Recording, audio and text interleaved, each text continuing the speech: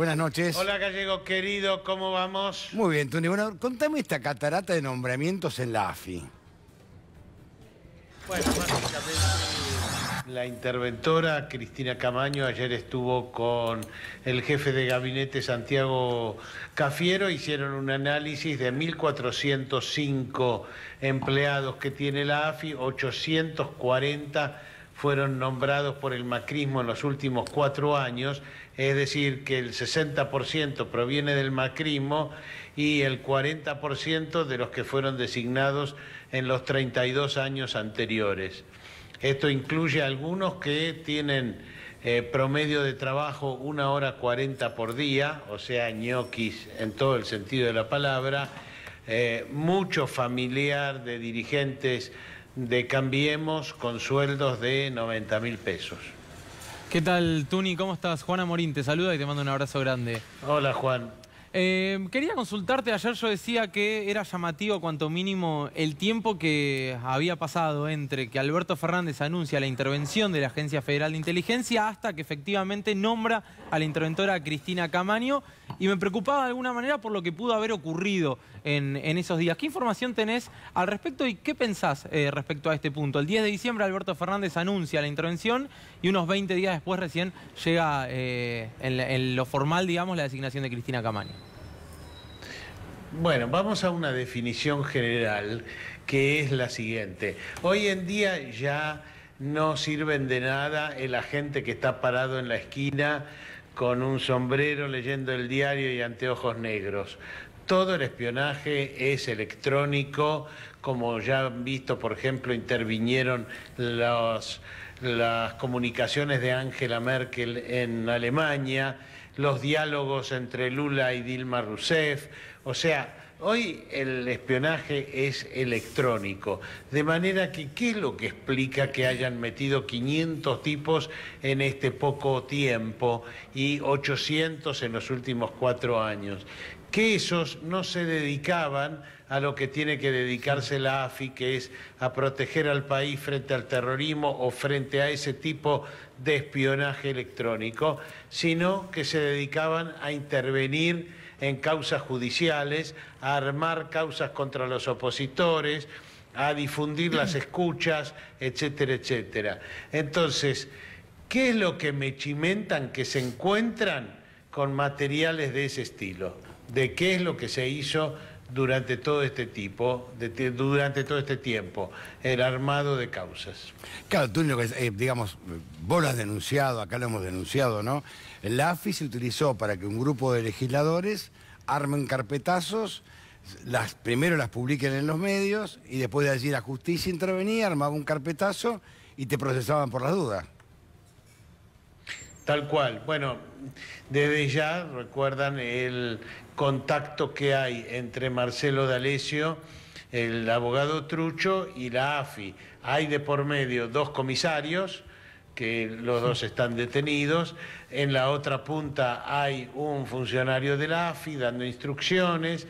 Del otro lado tenemos, por ejemplo, el juez Sebastián Casamenelo, a quien le armaron toda una cosa infame acerca de que estuvo en Olivos reunido con Cristina Fernández de Kirchner para salvarla de causas judiciales.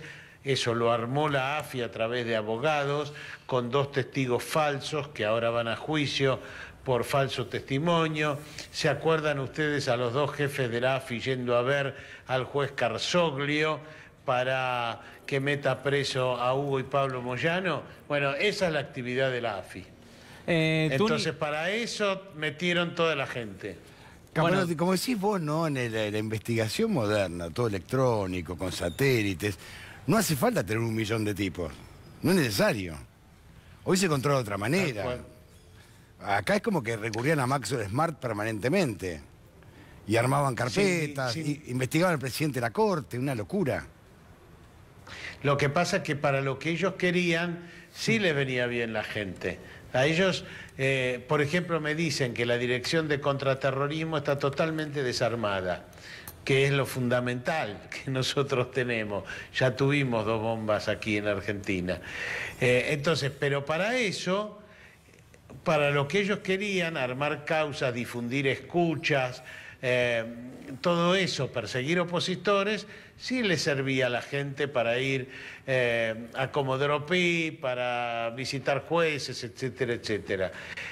Ahora, para lo otro, para el espionaje electrónico, por ejemplo, compramos un aparato, creo recordar, por $4 millones en Israel, en lugar de armar nosotros nuestra propia inteligencia a partir del CONICET, a partir de instituciones científicas y desarrollos tecnológicos que nosotros tenemos, además.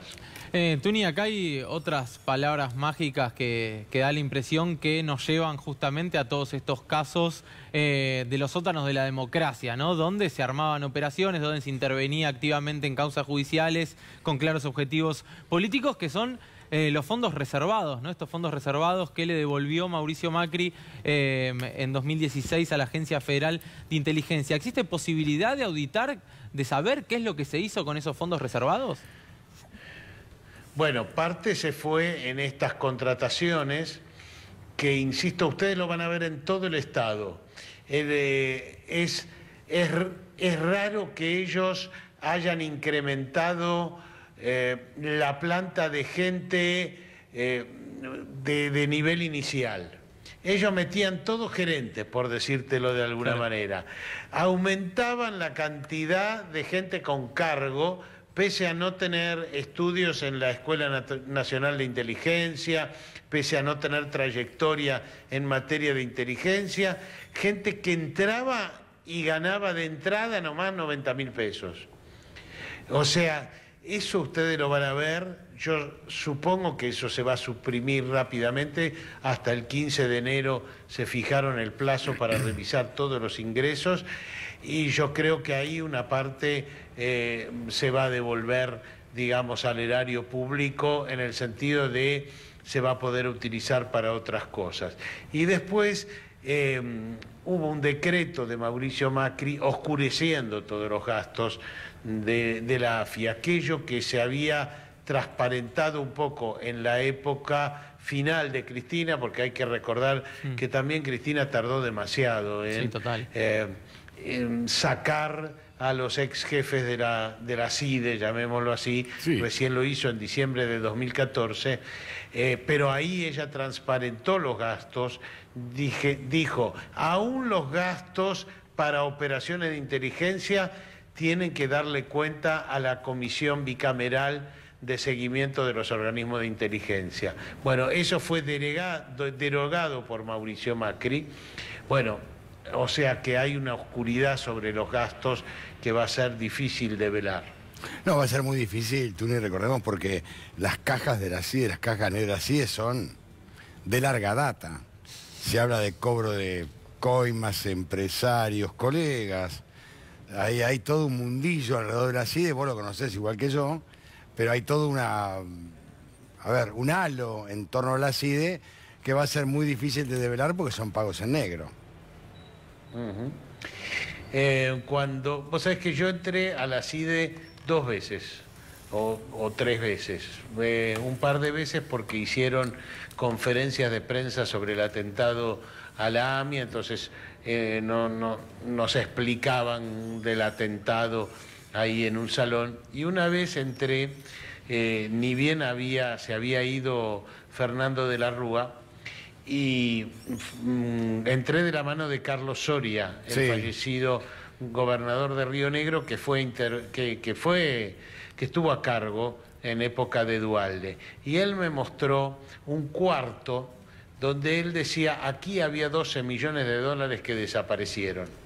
O sea, eso que vos decís, el mito de la cantidad de dinero que se manejaron y que hubo oscuro, creo que no es un mito, fue una realidad. Es decir, la cantidad de dinero que se utilizó oscuramente en la CIDE y después en la AFI fue montañas de plata. Tuni, te mando un fuerte abrazo, muchísimas gracias. Un gran abrazo a ustedes.